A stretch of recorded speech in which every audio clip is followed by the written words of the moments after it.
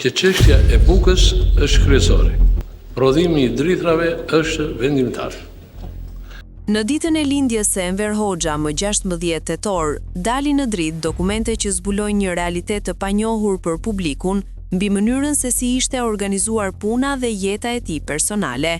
Ish drejtori i arkivës së Ministrisë së Brendshme, Kastriot Denvishi, ka publikuar një vendim të byros politike që hedh dritë mbi privilegjet e veçanta të udhëheqësit komunist. Sipas dokumentit, Enver Hoxha ishte i detyruar të merrte pushim për t'u çlodhur 2 herë në vit, për periudha jo më të shkurtra se 3 muaj secila. Po ashtu, vendimi përcaktonte qartë se ai nuk duhej të punonte më shumë se 4 orë në ditë. Orari i punës ishte i kufizuar nga ora 9 deri në 13, duke reduktuar ndjeshëm angazhimin e përditshëm në drejtimin e vendit.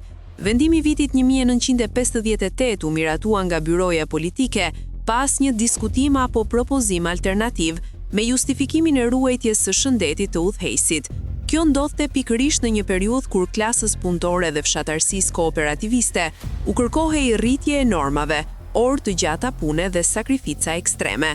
Dokumenti ngre pikpyetje serioze mbi propagandën e regjimit dhe mbi atë se çfarë pune reale kryhej, kur tematika e mbledhjeve dhe vendimarrjet e kohës, sipas Dervishit, nuk shquheshin as për thelb dhe as për cilësi.